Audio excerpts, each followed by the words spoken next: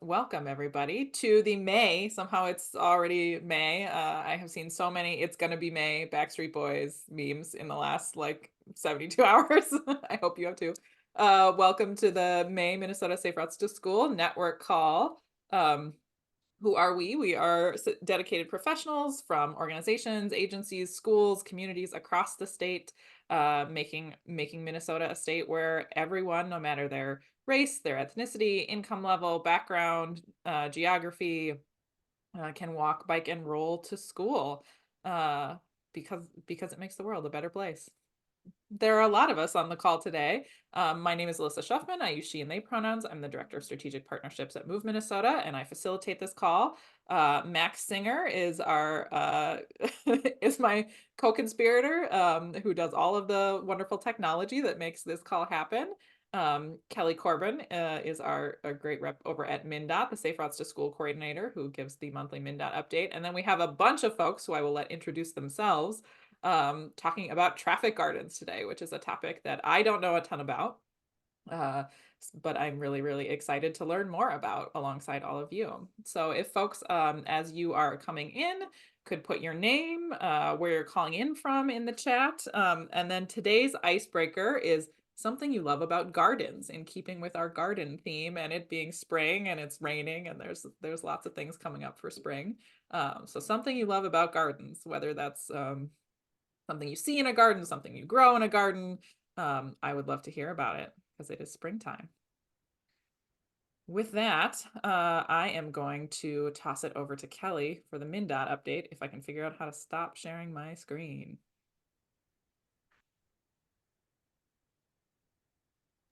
All right. Hi, everyone. We'll share my screen. All my links I was going to share decided not to work. So I will try and put those in the chat box here so that you all have the links I'm talking about. Oh, geez. And I know that they will get sent out afterwards, but I'll just do them in one lump sum. So Kelly Corbin, Safe Routes to School coordinator. Quick updates. We did have a press release go out about the new grant awards. It was really exciting this year because the governor's office wanted to pull it out of the MnDOT communications and send it out themselves. They're really supportive and excited about safe routes. So it's nice to see that leadership support out there. I've also included the link that shows all the grant awards. So if you're not sure a community got one near you, it's there. I know a few people have asked for feedback on their grants, and I'm working to get those out. If you haven't requested feedback, if you weren't awarded a grant, feel free to shoot me an email and we can get that too. We want everyone to be successful next year. There's also a few upcoming walk bike fun trainings that are available. So you can take a look at those. Otherwise, if you have questions about walk bike fun, our technical assistance consultants that we contract to run the walk bike fun trainings and help communities implement walk bike fun, reach out to CJ or Angela at Bike MN. They're here to help, and they can help with any questions you have of how to convince a teacher or what to do or things like that. We also have we're doing scholarships just for registration. So the national conference is coming up in October. If you submitted a presentation and were selected and just notified this week, if you want to drop in the chat box, that'd be great. I'm excited to see who's all going and representing Minnesota. It's going to be a really fun conference. So you can also share this with, Safe Routes to School team members and other folks if they're interested in attending. We will be able to select and get people registered in July. And of course, many of you know, it's Bike to School Day next Wednesday. So we have 159 schools that have registered. So we're on track to have another successful year. If you want to see who's registered, you can go to the link I provided there and you can see the list of all the schools that were registered. Schools that had registered by yesterday, they should be getting a packet that includes some posters and spoke cards for the bicycles, a few reflective zipper pulls, and some other goodies might have been packed in there. So those would have gotten shipped out yesterday. So you should be getting them by Friday or Monday, plenty of time for your event. And of course, we have lots of marketing materials that are available. Take them, adapt them, use what you like, change what you don't. It's meant to just be a starter resource for you. We know it's hard to create something from a blank page, so hopefully these are helpful.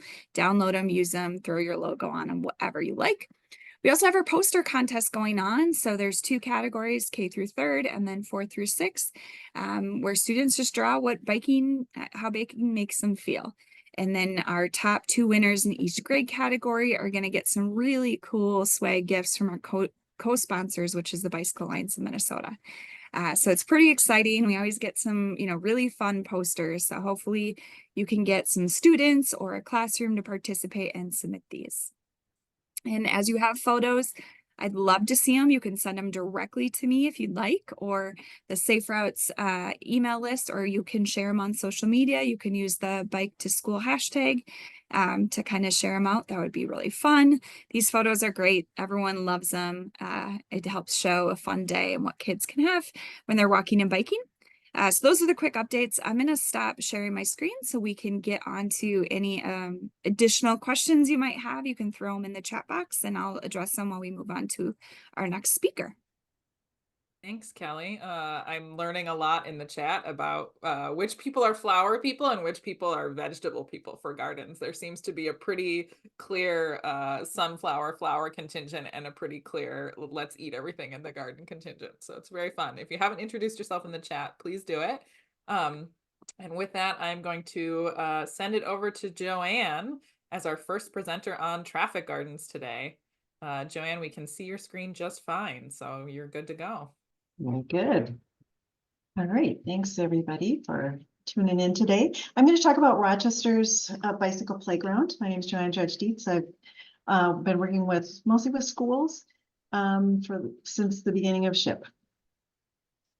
So this is our bicycle playground logo, and our bicycle playground was the first one in Minnesota. It was established in 2018, so it's old already, and it is done in partnership with the Rochester Park and Rec Department. So since it was kind of a new concept here, we did a lot of research. We casted a wide net. We had a lot of partners at the state level and locally to try and talk about this and make it happen. We looked at locations. We had an idea of trying to upgrade a neighborhood, take an area that was maybe a little underused and make it pretty again, because that's what we do with a lot of our street paintings. Park and Rec had an idea already. If you've been to Rochester, Silver Lake is kind of one of our main amenities. And just to the south of the lake, there is a large playground area. So there's a playground, a pool, a skate park. And in the middle of all of that, there was a tennis court that had been decommissioned. And so it was just a blank slate waiting for us to take it over. So that is where we put our playground. So we looked around at different models internationally and nationally, and we found a couple that we really liked. We liked the one that was to the upper right-hand corner that was designed by Alta Design. We contacted them to see if they would be willing to do the same design in Rochester, and they said we sure would for $10,000. And that was not the budget that we had. And so we looked at doing our own with our own local artists. And so we contracted with an artist that has done a lot of our street painting. And this is what he came up with. We really wanted to do the features of the plan that are on the left-hand side there. We wanted kids to get used to signage and seeing some of the things that they would see on the street, as well as be able to talk about destinations. And so we had a school, houses, a community garden, and a playground there that we could talk about. You could get from your house to school, and how would you do that, and what would be the best routes. And so we had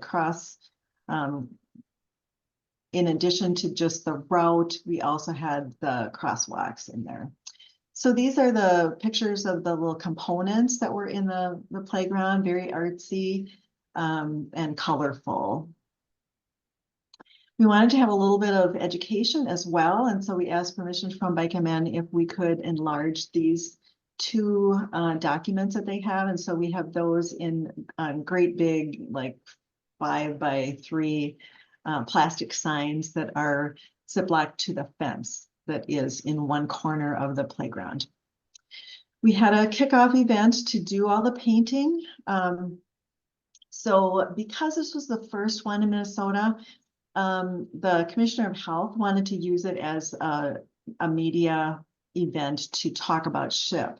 And so it kind of ended up being like a big deal for all the suits. So you can see we had about all of our local, our mayor, our former mayor, our commissioners, the Commissioner of Health is there, and then some of our other elected officials. So they were all there in their very fancy suits, pretending that they were doing the painting. And then the crew on the right is the people who really did the painting. And that was, we have a police crew that does, that's kind of a bicycle group that does outreach, and Park and Rec, and our team, of course, and our neighbors, the neighborhood association.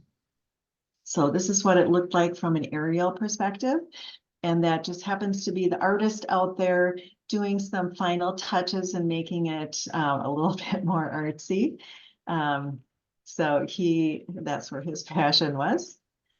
And then this is our budget for, and again, this is 2018.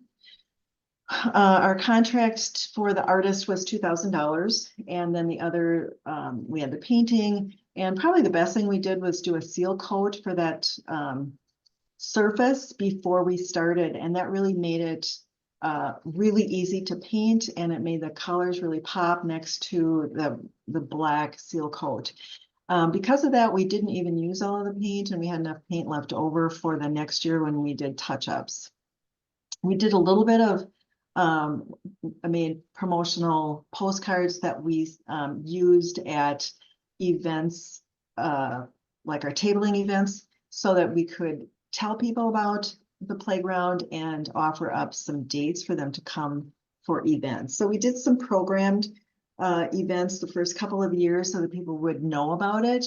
We had Girl Scouts, Boy Scouts. We did a produce. We did a bike to the market starting at the playground with tokens to use at the market. We had our cops and kids out there to do bike maintenance and do some bike giveaways. We paired up with Park and Rec to have their activity trailer right next to us, and the school's summer feeding program was at the park one of the days, so that we could kind of pair up and have some crossover of people that came to one of those events to see that, oh, we're here for the bookmobile. We'll also go check out this playground. So lessons learned from ours, we did realize that you need ongoing promotion for this, because the playground is really that really short period of time that kids are learning when they want to use the playground. Once they have their skills, they're out on the trail. So they're not going to be coming back to the playground. So the people who need to hear about it over and over are those parents with young kids. And so pairing up with preschools and early elementary and community ed, where they have a lot of programming for early childhood, was really our hook. And then there is ongoing maintenance for this. We did like annually go out and paint it, but we didn't during COVID. And this is what it looked like after a couple of years of not doing touch-ups. So we agreed, SHIP, to do the implementation, and then Park and Rec, it's their baby, it's their space, it's their property. And they were very willing to pay for the paint, but they never actually got staffing to paint. And so every year we'd kind of nudge and nudge, and then end up going out and just painting ourselves. And in the bottom corner, you will see that that's actually my husband, who I roped into helping paint some Sunday afternoon, just to get it up and ready for the season. So some recommendations, I mean, after realizing that Park and Rec really didn't have the staff, I did some outreach to our neighbors in the area, and they were very willing. If somebody else was going to buy the paint, they would do a social event to kind of take ownership of that space and do a paint party in the early summer. So I would just recommend making sure that you have a partnership with someone who's willing to buy the paint every year, since Chip can't do it annually, and then someone who wants to be responsible for the actual painting. The other thing that I found out that I really would have liked to know at the beginning of this is that the city has this little robot that does city striping. And I didn't even know that existed until we did a demonstration project. And just like the big trucks that paint the highways, there is a little model that I think they might be a really good partner if your city has that, to do the striping, because it would look very professional and it would be way quicker than doing it manually.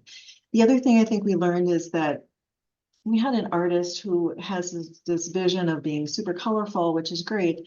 But the colors that the paint comes in, I would just go with primary colors, so that you can go every year and order yellow 1, 2, 3, 4, and just use it out of the container instead of having to mix it, and having to go back and say, this color was sunrise over Maui, and some funky thing that you have to mix on site. Way easier when you're working with volunteers to just do standard colors and shapes. Some of those shapes were really hard to reconfigure the next year. Like the garden had little cabbages and carrots popping up, which was adorable. But then when you have 12-year-olds coming back to paint the garden, to paint the playground, it doesn't quite look like the artist had in its conception. So I would stick with like pretty simple designs. So the next step for that area is an $8 million upgrade.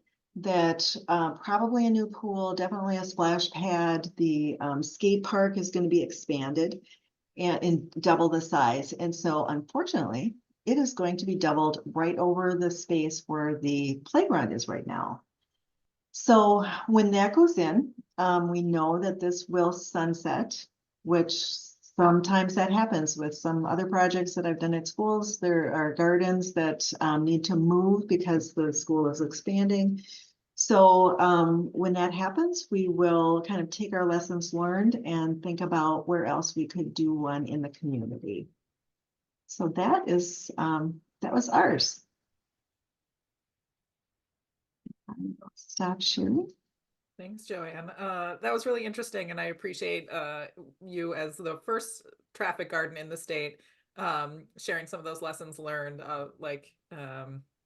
Yeah, as soon as you started talking, I was like, I have questions about maintenance, and it seems like, learning some of those lessons the hard way might help others on the call avoid having to deal with those same challenges. So thanks.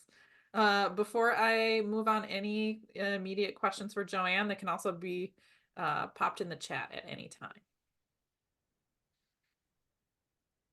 All right, not seeing anybody raising hands. Let's see. I don't think so. Okay, cool. All right, Jen's already ready. Right. Good to go. If you want to introduce yourself and then launch in. All right. So I'm Jen Maurer. I am a member of the New Ulm Safe Routes to School team. And I also facilitate the Heart of New Ulm project, which is a key partner with our Safe Routes to School. And we have another group called Coalition for Active, Safe, and Healthy Streets. And we work very closely together. So back in 2022, our Safe Routes to School team wrote a grant and received boost funding to put in a traffic safety playground here in New Ulm. So I'm glad we went after Olmsted County. We actually used the same artist and really took a lot of their learnings and incorporated that into our project. So we had a space, you will see in this picture here, there's a school in the back. This is kind of like our hub. So that's the middle school. On the other side's the elementary. And then to the right, we have another building called the Annex, but that is where all of our club care after school programs are. So this space here was just open. It had 4 square and was just part of the playground where students would play. But a really great location for us to put a traffic safety playground because it was not on in the parking lot, but still an ideal location for students to bring their bikes. So with that, we had our location, the team, this was something that we had put into our work plan, and it was like, this would be really nice for our community to have a nice place to do education and do our walk bike fun training. We also have a bike fleet. And what we were hearing from the teachers and those that were using the bike fleet is that it would be really nice to have a location to teach the students the skills rather than just kind of throwing them out onto the street to get to our bike path. So with that, the team wrote the grant and received it and worked together to we connected with Olmsted County on how they did theirs, and the artist that they use actually has connections to New Ulm and has a friend who is on our Safe Routes to School group and said, oh, I'll just come stay with him for the week and I'll help you guys paint. So we had Greg also come and design our playground. And, our team worked with the school, and their only request was, the kids really use the 4 square. Can you incorporate that into your plan somehow? So we put our plan together, and we knew that we also didn't have funds to hire a group to come and do the painting. And so we did Paint the Pavement, where we invited community members to come and volunteer. So we set it up for the end of August, because that is when we didn't have any school in session, and our club care currently wasn't in session then. And so we sent it to all the families like, hey, if you're looking for something to do, bring your kids and come and help us paint. We ended up having over 200 hours of volunteer time. So we had lots of community members show up, stay for, maybe an hour, paint a little bit. Quite a few came back numerous days to help with final touch-ups. So that we also set up a story stroll. We had a table of refreshments. We had headlights, taillights. Like, we made it kind of a fun event, had music playing. The playground is right there. So it was just kind of a fun thing to do during the day with their family if it worked into their schedule. So here's just some additional pictures of our volunteers, or some of them, helping with the bike safety playground.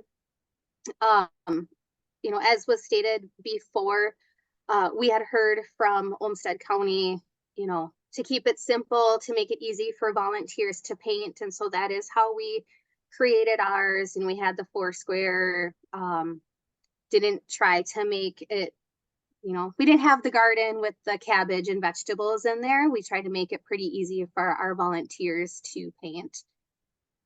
The one thing that we've noticed too is, the upkeep of it. So we did the seal coat, did ours very similar to what they did in Olmsted County. This summer, we will be doing another Paint the Pavement and another week of volunteering, just due to the fact that it has worn a lot. And so it does need touch up, probably yearly. We're kind of doing every 2 years, just based on resources and what we have. It sits on the school property. And so the school, they're the ones that will do the maintenance of it, but we know that this area will always be a playground. We do have a storage shed and Strider bikes right next to this as well. And so we have The preschool, the kindergarten, the classes come and use the striders to teach students. The local Phi Ed teachers are all walk, bike, fun trained, and so they bring students out with the bike fleet, which is for the elementary and middle school students to use. And so this was just another way for us to use our bike fleet and to ensure that our striders and everything's being used. I don't know, any questions? I think that's all I had for pictures from ours.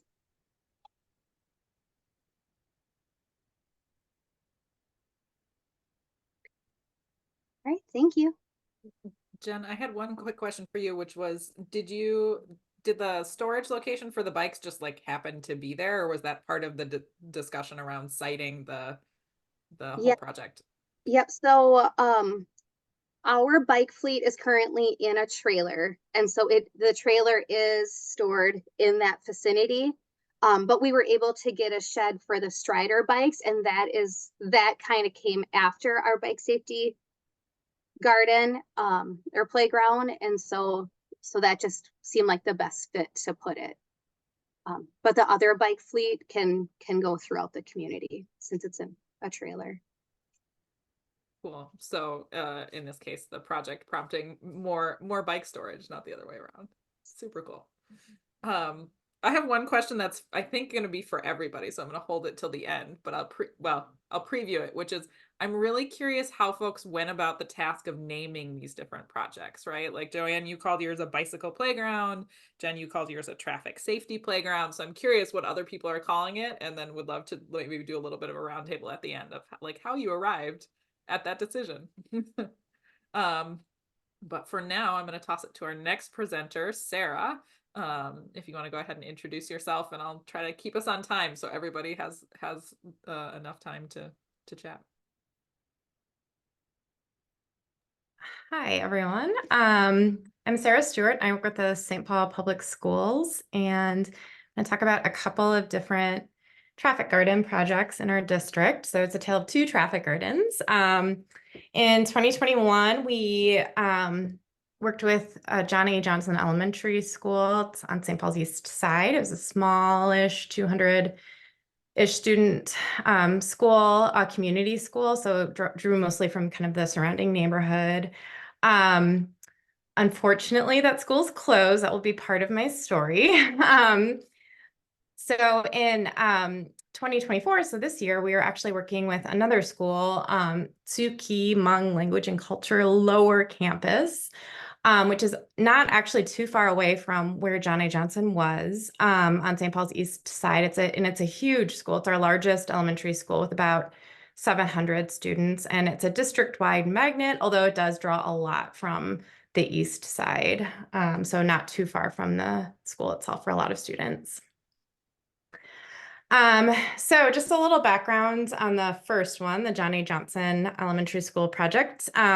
This was a partnership with 3M, who approached our district and wanted to kind of do some work on traffic safety and traffic equity with their traffic safety division. And so they were super, super involved in this project and generally really great. They funded it and they did a lot of the planning and implementation as well.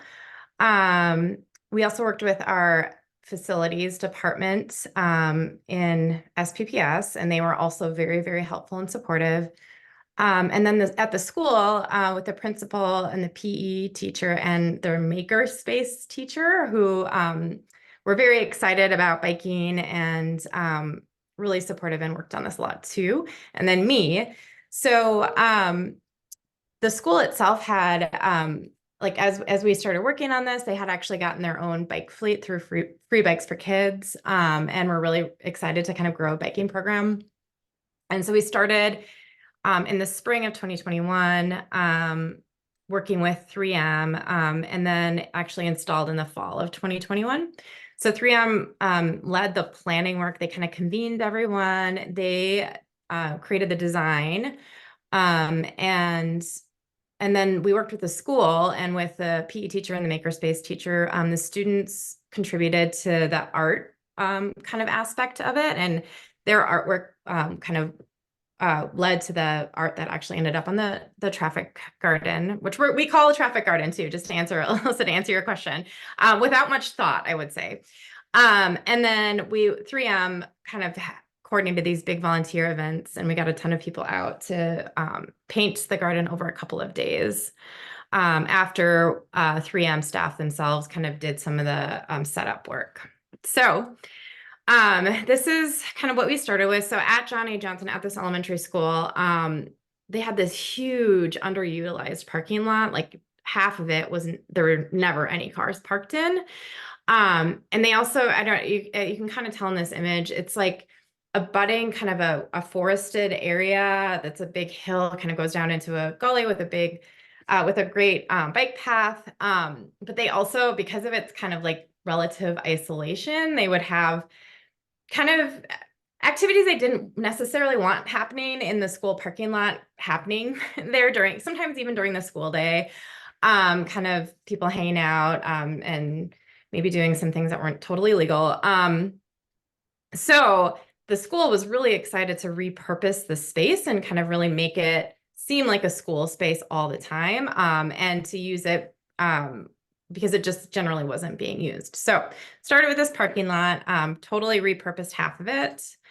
And 3M, like I said, they created the layout. I'll show you, you'll be able to see what that looks like in a bit. And they prepped the site. They used some of their own materials. Like they have this like street tape they used. And then they kind of laid everything out so that we were ready to paint it. And then we worked with the students and also 3M staff. There's actually a school board member in one of these pictures as well. And we like 2 days, I think we did the painting. Here's some more pictures. The kids loved painting this traffic garden. So again, this is what we started with. And then this is kind of the aerial of what it looked like when it was completed. Really vibrant, lovely, and very,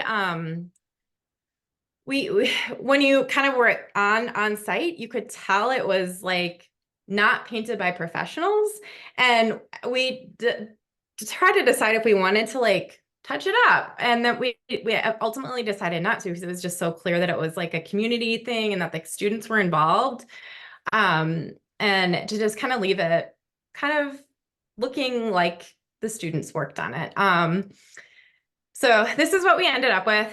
We tried to focus on some different, like JoAnne was talking about, different kind of bike walk skills that we wanted students to have the experience with.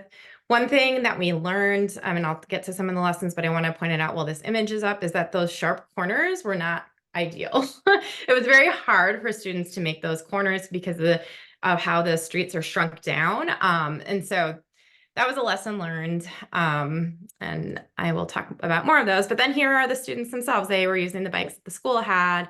They were out riding and really getting that on-bike experience. So I did want to just share some of our lessons learned from that first round. Make sure you know who should be on board and who can help you. We, it was kind of like, there's a lot of different people who need to be involved, at least in a school district, and making something happen. So having our facilities department on board was really helpful. And just knowing who could help, those teachers and that principal, I think at that school were just really dedicated and willing to put a lot of time in. And so that we were able to do something pretty fun for the school and meaningful for the students. Find out what you can about long-term facilities plans. So even the principal at the school didn't know that the school could potentially close when we started the project. And so we rolled it all out. And then, shortly after as we were approaching the final installation, we found out that the school was likely going to close. And that wasn't something that was widely shared, but I kind of wish that I had at least put the question out there, or knew to put the question out there. I was like, what might happen in the long term with this space, and try to kind of dig into that a little more and see if I could find out more about that. So we designed this before there was a whole lot of guidance out there about how to design a traffic garden, lane widths, corner radii, all these other details. And so we did our best guess. Like I said, it wasn't ideal, but there's just so much out there now, and it's all really good. So now go for it. Look that up. You need to use that when you're designing your garden. Consider the advantages and disadvantages of volunteer and student-led design and install. It's a lot of work. It takes a lot of work to work with students on the design, and it takes a lot of work to organize paint parties and to get make sure the students aren't getting paint on their clothes and shoes, and just make everything work. And getting all the volunteers to come. That is a ton of work. It was super fun. It was super meaningful. And we had like people willing to pitch in and do that at Johnny Johnson. So it worked great. I'll talk about another school that we're not doing that and why in a little bit. Teachers are so busy. Help them as much as you can, always. And then outdoor storage or storage near the garden is important. So Johnny Johnson, it was kind of at the back of their parking lot, and it was quite the walk from the school building to the parking lot. And so we had all these like signs and cones and things, but like the PE teacher mostly didn't use them because it was just too much work to bring them out, set them up, do your classes and bring them back. We needed storage right there. And then avoid plowing. That's, we did decide to do that with this Johnny Johnson one, but the snow removal really does a lot of damage to paint. And so try to do it in a place where you don't need to clear the snow. So we're trying again. So one great thing about doing the first traffic garden was that it got a lot of attention and interest from other programs in the district in doing traffic gardens. So we are going to be doing one at a school, Suki Lower, that has been building this amazing bike program. They have their own bike fleet on site. They've been doing biking with 3rd through 5th graders every year. They're going to be applying for a Strider bike fleet so they can do it with younger students as well. They take all of their 5th graders, so it's like 100 students over 2 different trips. They take them on a big 5-mile bike ride around Lake Fallon.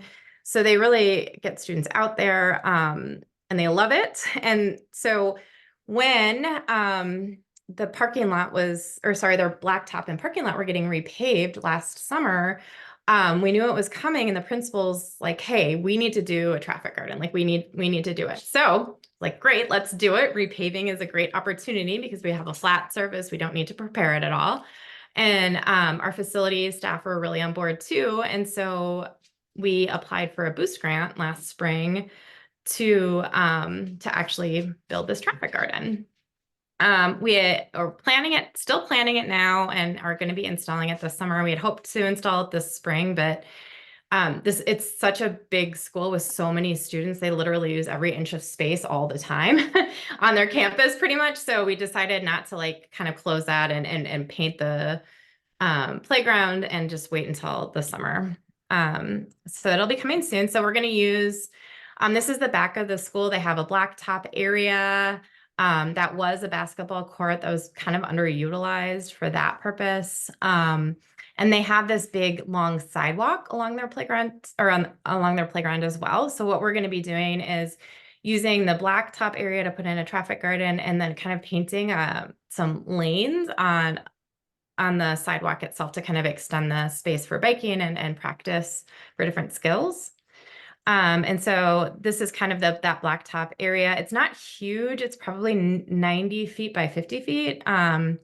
So we're going to do a smaller scale traffic garden there. And I don't have like the best example of what the design looks like. It's in AutoCAD. We haven't like made a like really pretty view of it. It's actually updated from what you even see here, but we took the designs that are out there that exist now. If you go to I think it's I don't remember the website. There's like a traffic gardens website, which has like all the different guidance on it and different examples. So we just kind of wholesale took one of those. We're going to be actually changing this a little too, to make the traffic circle have like another exit to make it more traffic circle-like, and adding some other things in. But this is kind of what we're going to end up with. And then we are adding storage. So we're either going to build a storage shed or get a shipping container. And that's a little bit to be determined at this point.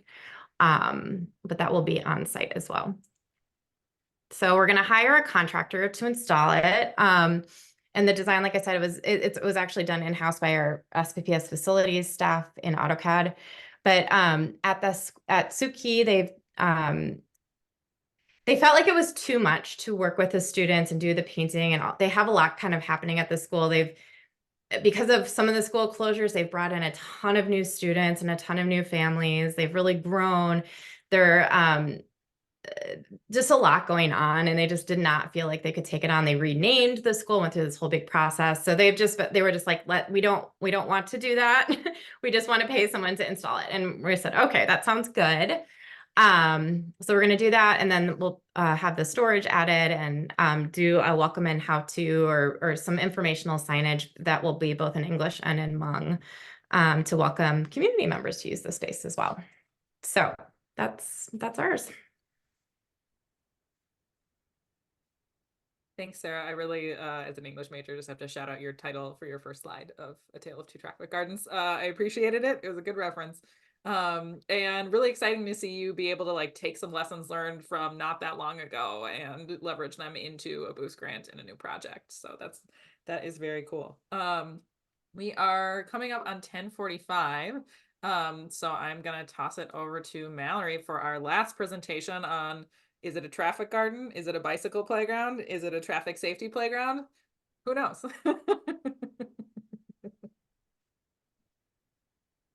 And Mallory, you are muted still, but we can see your screen.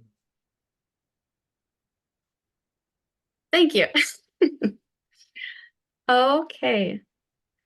So I'm going to give a quick presentation about Fergus Falls. We call it the Bicycle Traffic Garden.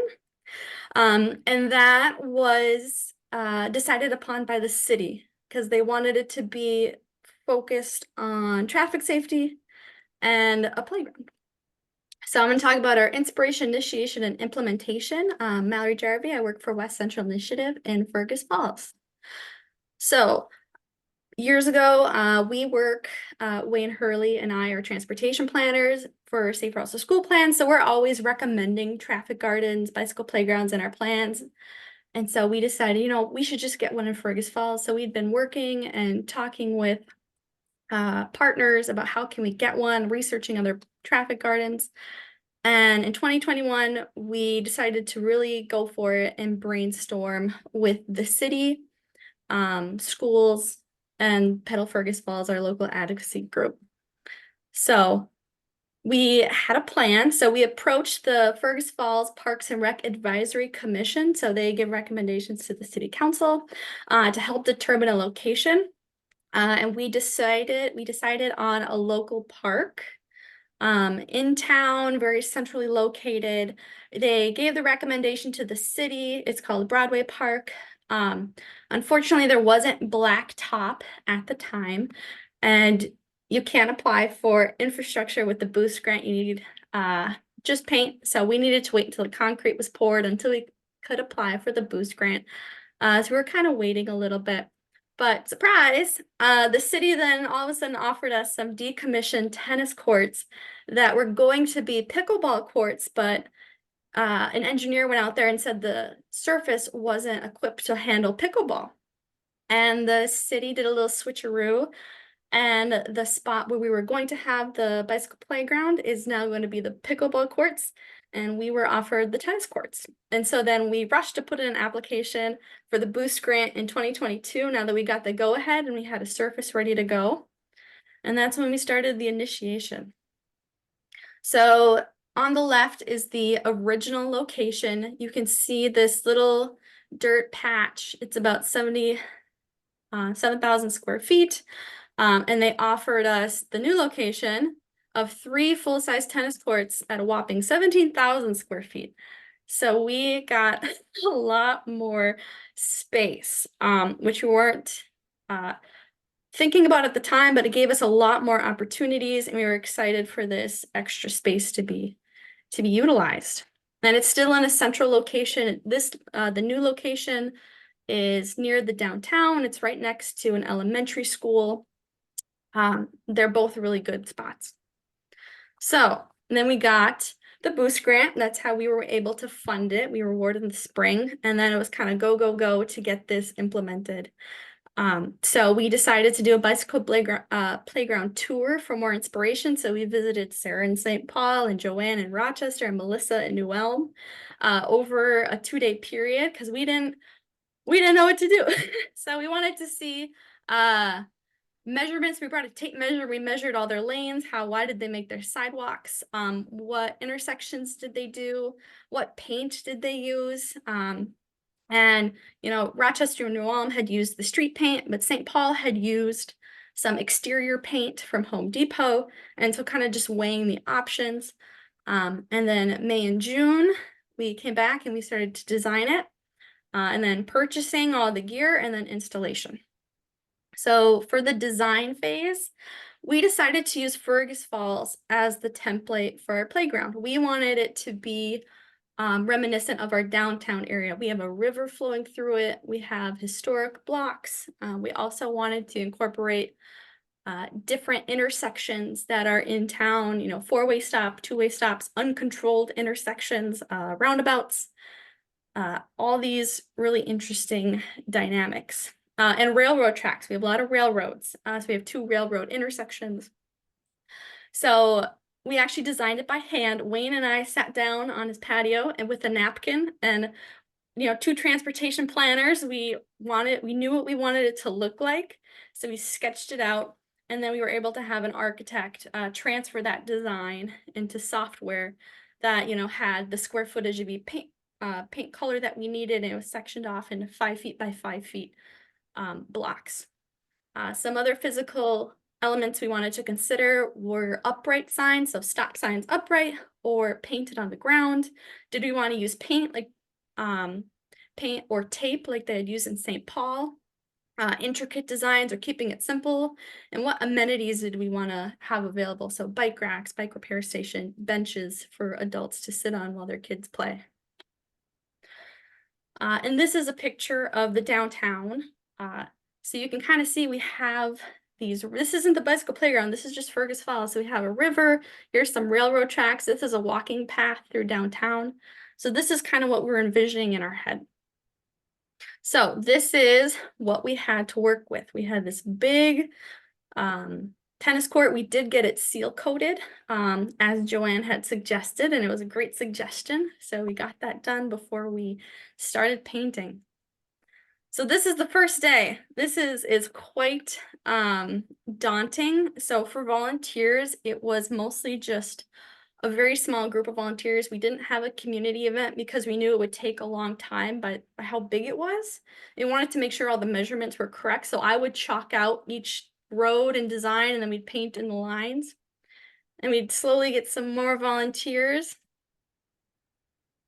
But it was, yeah, this was over a couple weeks period. Took a long time.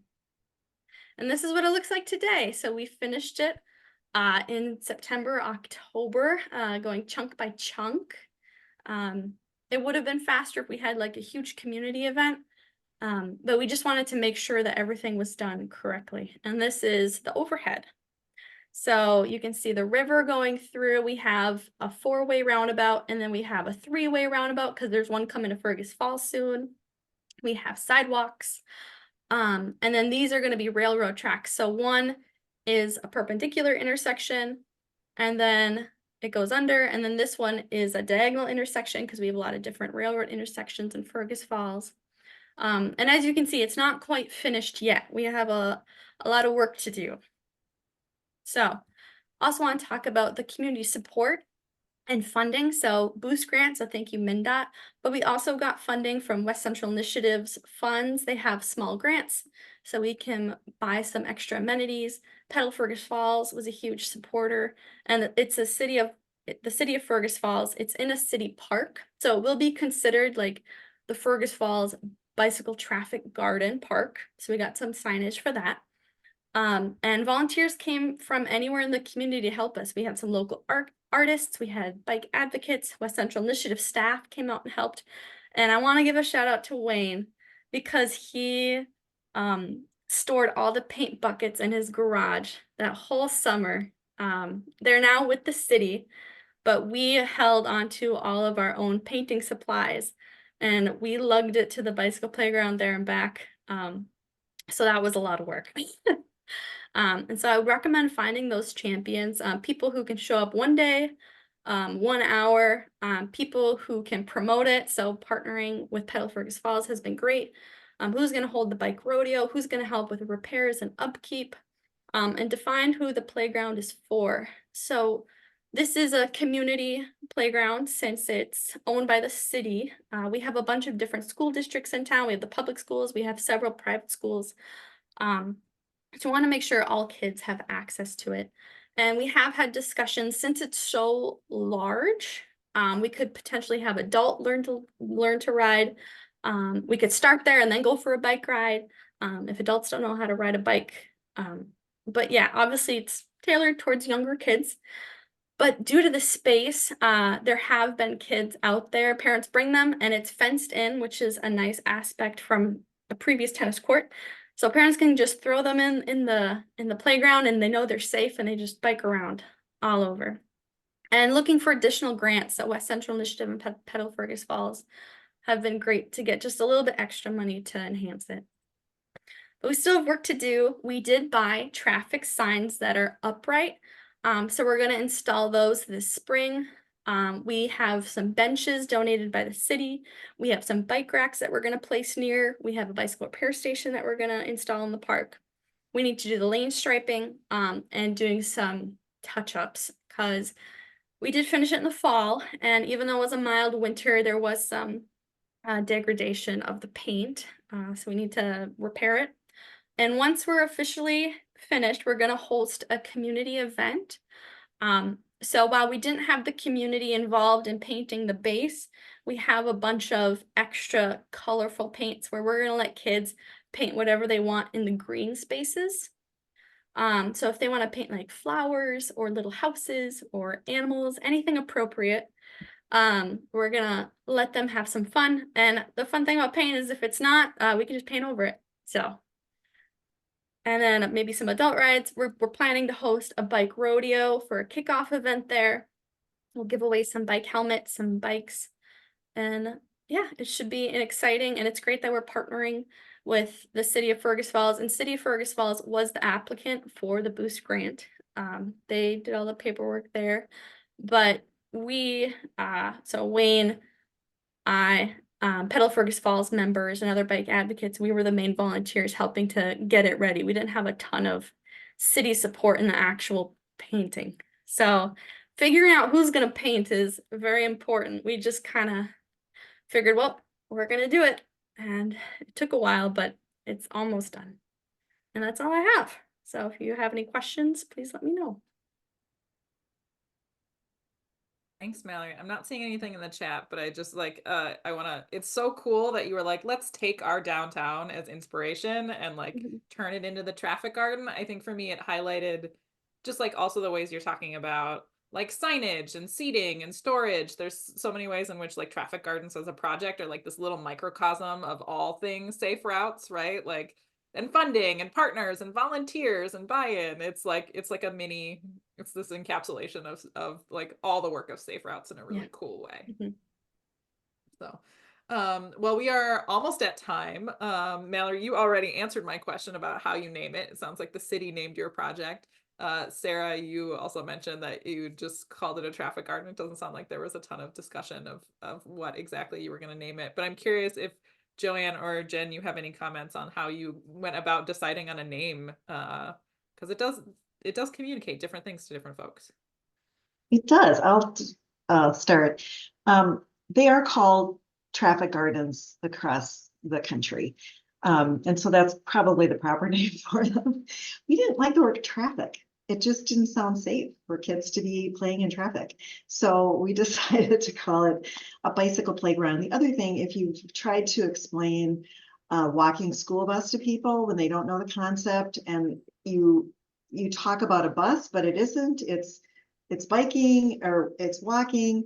And so it's just using a term that's confusing to try to explain a new an area. We thought it would just be easier to talk about this is where you, so playground for where you bring your bikes. Cool. Yeah, I think it does. When I first heard the term traffic garden, I was like, this feels like like a planning or an engineering term, right? It's not necessarily intuitive what the thing is, because the word traffic and the word garden don't really go together. Jen, did you have any comments on the traffic safety playground? Yours was traffic safety playground, right? Correct.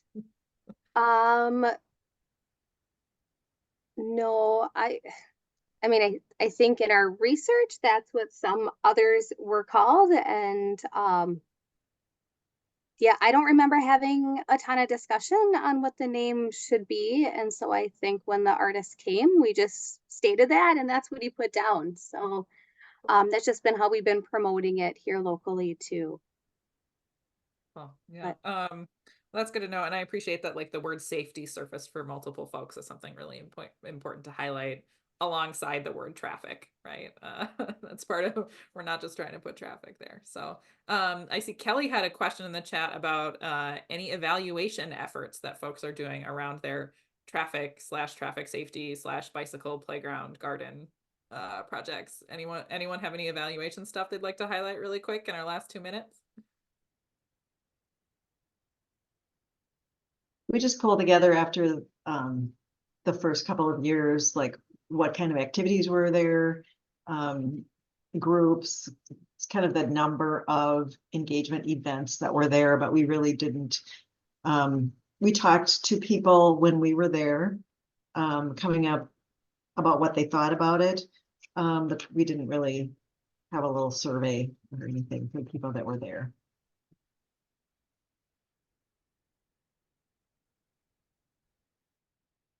Cool. Wayne, I see you put it out in the chat, and I would love you to give a verbal shout out, because the chat doesn't show up in the call recording. Oh, sure. Yeah. So I was just saying that the architect, in case anybody was curious about us like hiring an architect, we didn't hire an architect. My daughter works for an architecture firm, and so she actually did that as a volunteer. So the transferring of our napkin sketch to a digital format that we could use was done by my daughter. Very cool. Husbands and daughters and friends, all the people making all the safe routes, all the safe routes projects work. All right, we are at 10:59, so I'm gonna thank all of our presenters today. This was really great, really fun. I really appreciated seeing all your photos and the ways that, like, the 4 of you are networking and have been building on the work that folks have done within the network. So very cool to see the Safe Routes Network in action. And then I will close with a hot off the presses link to register for the Safe Routes meetup in July. We have a location, we have a date. I put it in the chat. We would love to see you in person in St. Paul, July 18th. I should know the date off the top of my head. I think it's July 18th. It's a Thursday. Yeah, would love to see you all there so that we can continue building and learning together. With that, it's 11 o'clock. Thank you all for being here. And I hope you enjoy the rest of your rainy Thursday.